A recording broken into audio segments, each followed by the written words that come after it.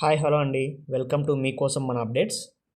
ఈ వీడియోలో చాలా ముఖ్యమైన ఇన్ఫర్మేషన్ మీకోసం తీసుకొచ్చానండి. అదేంటంటే చాలామంది ఎదురు చూస్తున్న వితంతు పెన్షన్ల మంజూరు గురించి. దానికి సంబంధించి ఈరోజు ఆంధ్రప్రదేశ్ ప్రభుత్వం ఒక కొత్త ఇన్ఫర్మేషన్ అయితే సంబంధిత గ్రామ వార్డు సచివాలయాల లాగిన్లలో పంపించడం జరిగిందండి. దానికి సంబంధించిన ఇన్ఫర్మేషన్ మీకు అందించాలని ఈ వీడియో చేస్తున్నాను. ఈ వీడియోను జాగ్రత్తగా చివరి వరకు చూడండి, ఎక్కడ మిస్ చేయొద్దు. అప్పుడే మీకు పూర్తి ఇన్ఫర్మేషన్ క్లియర్గా అర్థమవుతుంది. ఆంధ్రప్రదేశ్ ప్రభుత్వం 2024 ఎలక్షన్ కోడ్ ముందు వరకు అప్లై చేసిన కొన్ని రకాల వితంతు పెన్షన్స్ ఇంతవరకు శాంక్షన్ చేయలేదండి.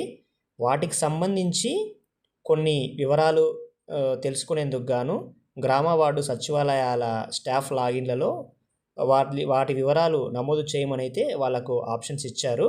అదేంటంటే 2023 అక్టోబర్ తరువాత 2024 ఎలక్షన్ కోడ్ ముందు వరకు ఎవరైతే వితంతు పెన్షన్స్ కోసం అప్లై చేసి ఉంటారో వాళ్ళకైతే పెన్షన్స్ ఇంకా శాంక్షన్ కాలేదు. వాటి స్టేటస్ కూడా ఇప్పుడు గ్రామ వార్డు సచివాలయ లాగిన్లో చెక్ చేస్తే అప్రూవ్డ్ అని మాత్రమే ఉంది, అంతేగాని శాంక్షన్డ్ ఇంకా ఏమీ వివరాలు అయితే చూపించలేదు. అటువంటి వాళ్ళ లిస్టు ఎన్టీఆర్ భరోసా పెన్షన్ యాప్లో అయితే ఇచ్చారు.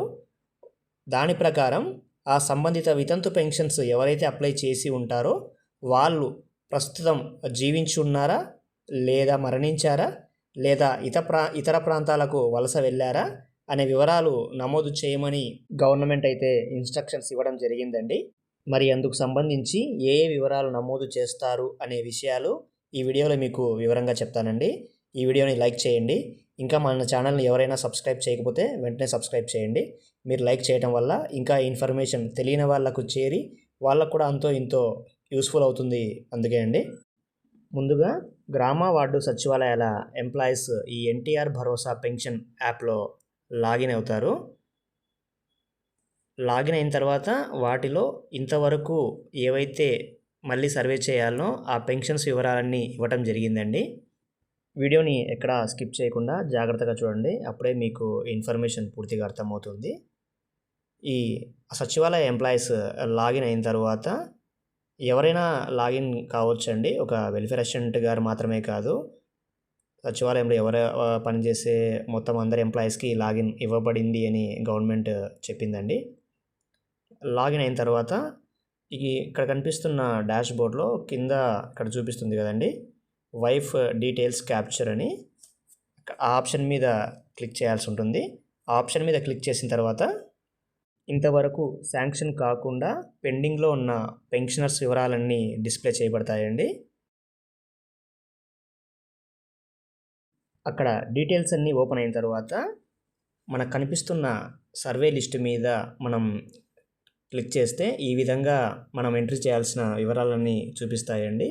సపోజ్ ఎవరైతే మనం వితంతు పెన్షన్ కోసం అప్లై చేసి ఉంటామో ఆ వ్యక్తి ఇప్పుడు బ్రతికి ఉన్నారా, మరణించారా, లేదా శాశ్వతంగా వలస వెళ్ళారా, లేదా చనిపోయిన వ్యక్తికి భార్య లేరా అనే వివరాలు ఇక్కడ నమోదు చేయాల్సి ఉంటుందండి. సపోజ్ మనం ఇక్కడ అలైవ్ అనే ఆప్షన్ మీద క్లిక్ చేశామంటే ఆ చనిపోయిన వ్యక్తి భార్య యొక్క ఆధార్ నెంబరు మరియు మొబైల్ నెంబరు అనే వివరాలు మనం ఎంట్రీ చేసి సబ్మిట్ చేస్తే సరిపోతుందండి. ఆ ఆప్షన్ కాకుండా డెడ్ కానీ, పర్మనెంట్ మైగ్రేషన్ కానీ, నో వైఫ్ అనే ఆప్షన్ కానీ మనం సెలెక్ట్ చేసుకుంటే అక్కడ జస్ట్ రిమార్క్స్ ఎంట్రీ చేసి సబ్మిట్ చేస్తే సరిపోతుందండి.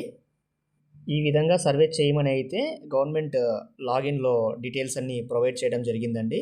సో ఎవరైతే 2023 అక్టోబర్ తర్వాత 2024 ఎలక్షన్ కోడ్ మధ్య వితంతు పెన్షన్స్ కోసం అప్లై చేసి శాంక్షన్స్ కోసం ఎదురు చూస్తూ ఉంటారో వాళ్ళు త్వరగా మీ సంబంధిత గ్రామ సచివాలయానికి వెళ్ళి మీ వివరాలు అందించి మీ సర్వేను త్వరగా కంప్లీట్ చేసుకోండి. ఎందుకంటే నెక్స్ట్ ఫేజ్లో గవర్నమెంట్ శాంక్షన్స్ పెన్షన్ సంబంధించి మళ్ళీ విడుదల చేయబోతుంది. అలాగే మీరు మీ వివరాలు సర్వే చేయించుకోవడానికి మీ సచివాలయానికి వెళ్ళినప్పుడు ఆధార్ కార్డు, మీ మొబైల్ నెంబర్తో పాటు మీ భర్త యొక్క ఆధార్ కార్డు మరియు డెత్ సర్టిఫికేట్ను కూడా తప్పకుండా తీసుకెళ్ళండి. ఎందుకంటే వాళ్ళు చెక్ చేసుకోవడంలో మళ్ళీ అవి లేవు, అవి తీసుకొని రండి అని చెప్పకుండా మీకు ఒకేసారి పని అయిపోతుంది. ఇక్కడ ఇంకొక ముఖ్యమైన విషయం అండి, జాగ్రత్తగా వినండి. అదేంటంటే ఇప్పుడు ఒక వ్యక్తి ఒక సచివాలయంలో వితంతు పెన్షన్ కోసం అప్లై చేసి ఉంటారు. వాళ్ళు వివిధ కారణాల వలన ప్రస్తుతం వేరే ఊర్లో స్థిరపడి ఉంటారు. అలాంటి వాళ్ళు మేము ఇంతకుముందు పెన్షను ముందు సచివాలయంలో అప్లై చేశాం కదా, ఇప్పుడు వేరే చోట స్థిరపడి ఉన్నాము అని చెప్పేసి ముందుండే సచివాలయానికే సర్వే కోసం వెళ్తూ ఉంటారు. అలా కాదండి, మీరు పెన్షన్ ఎక్కడైనా అప్లై చేసి ఉండనివ్వండి. ప్రస్తుతం మీరు హౌస్ హోల్డ్ మ్యాపింగ్ ఎక్కడైతే ఉన్నారో ఆ సంబంధిత గ్రామ సచివాలయంలో మాత్రమే మీకు సర్వేకి సంబంధించిన వివరాలు గవర్నమెంట్ ఇవ్వటం జరిగిందండి.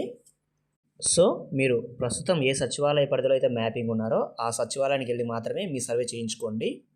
వెళ్ళేటప్పుడు మాత్రం తప్పకుండా మీ ఆధార్ కార్డు, మీ మొబైల్ నెంబరు, అలాగే మీ భర్త యొక్క ఆధార్ కార్డు, మీ భర్త యొక్క డెత్ సర్టిఫికేట్ మాత్రం తప్పకుండా తీసుకెళ్ళండి. పాపం చాలామంది ఎప్పటి నుంచో పెన్షన్ అప్లై చేశాము ఇంకా రాలేదు అని అయితే ఎదురు చూస్తూ ఉన్నారు. అలాంటి వాళ్ళకైతే ఇది ఒక గొప్ప అవకాశం అండి. సో వీలైనంత త్వరగా మీ సచివాలయానికి వెళ్ళి సర్వే అయితే కంప్లీట్ చేసుకోండి. దీనికి సంబంధించి ఏవైనా మీకు డౌట్స్ ఉన్నా కూడా కామెంట్లో అడగండి, రిప్లై అయితే ఇస్తాను. ఈ వీడియో మీకు నచ్చింది అనుకుంటానండి. ఈ వీడియో నచ్చితే మీకు లైక్ చేయండి. మీరు లైక్ చేయడం వల్ల ఇంకా కొంతమందికి వీడియో రీచ్ అయ్యి ఇన్ఫర్మేషన్ అయితే తెలిసే అవకాశం ఉంటుందండి. ఇంకా మన ఛానల్ని ఎవరైనా ఫస్ట్ టైం చూస్తున్నట్లయితే సబ్స్క్రైబ్ చేసుకోండి. అలాగే ఈ వీడియోని మీ ఫ్రెండ్స్కి, మీ రిలేటివ్స్కి షేర్ చేయండి. మళ్ళీ మీ అందరికీ ఉపయోగపడే ఒక మంచి ఇన్ఫర్మేషన్తో వీడియో చేస్తానండి. థ్యాంక్ యూ అండి.